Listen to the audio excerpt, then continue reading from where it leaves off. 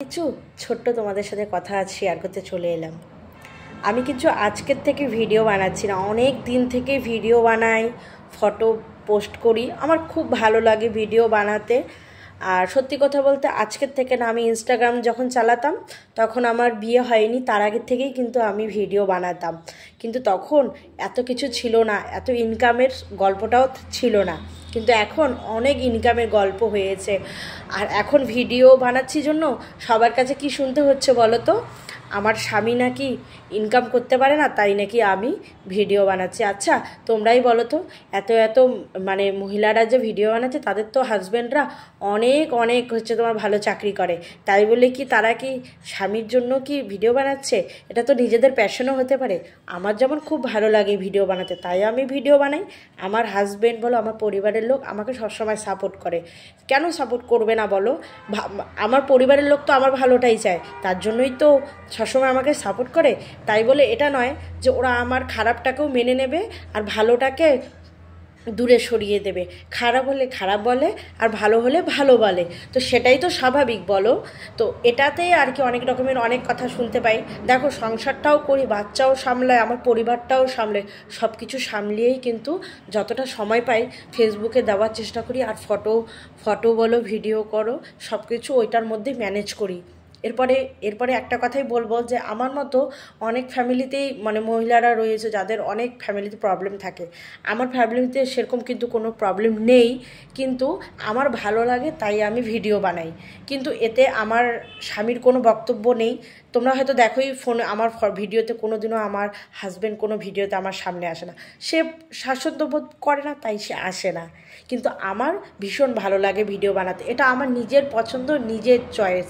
দেখো, মেয়েদের কাছে কোনো স্বাধীনতা কিন্তু কেড়ে নেওয়া যায় না, ঠিক আছে? আর আমার স্বামী, আমার পরিবার আমাকে সবসময় খুব সাপোর্ট করে, আর আমাকে ওরা সব স্বাধীনতাই দিয়েছে। আমি এমন কোনো খারাপ কিছু করি না যে ওরা আমাকে আটকে দেবে, তাই না? তো এটাই তোমাদেরকে বলার ছিল যে আমি কিন্তু অনেক আগের থেকেই ভিডিও বানাই। হ্যাঁ, ফেসবুকে হয়তো আমার মেয়ে হওয়ার পরেই বানাচ্ছি, কিন্তু ইনস্টাগ্রামে আমি খুব আগের থেকেই ভিডিও বানাতাম। তোমরা হয়তো যারা জানো না তারা একটু গিয়ে ঘুরে আসবে আমার ইনস্টাগ্রাম আইডি থেকে। আর যারা জানো তারা তো অবশ্যই জেনেই গেছো আমি অনেক আগের থেকেই ভিডিও বানাই। আমার একটা ইউটিউব চ্যানেলও আছে, সেটাতেও আমি ভিডিও বানাই।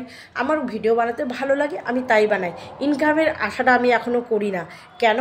কারণ আমি যতটা আমার হাজব্যান্ড দেয় আমি তাতে অনেক হ্যাপি আছি। আমার পরিবার যতটা আমাকে দেয় তাতে আমি খুব খুশি আছি। হ্যাঁ, যদি কোনো দিনও ইনকাম করি ফেসবুক থেকে, তাহলে টাকা পেলে তো কে না খুশি হবে বলো? সেটাই তো, আমি কিন্তু সেটা পেলেও অনেকটা খুশি হব। এটাই তোমাদের সাথে কথা শেয়ার করতে এলাম যে তোমরা অনেকের মাইন্ডে অনেক রকম কথাবার্তা ঘুরতে পারে, কিন্তু তোমরা প্লিজ এসব মনে করো না। আমার হাজব্যান্ড কোনোদিনও আমাকে এসবের জন্য মানে কিছু বলে না, ঠিক আছে? ও আমাকে সবসময় একটা কথাই বলে, তোমার যেটা মনে হয় তুমি সেটা করো। তাই বলে এটা বলে না যে আমার ইনকাম হচ্ছে না, তুমি ইনকাম করো ভিডিও বানিয়ে। এটা কোনোদিনও সম্ভব নয়, ঠিক আছে?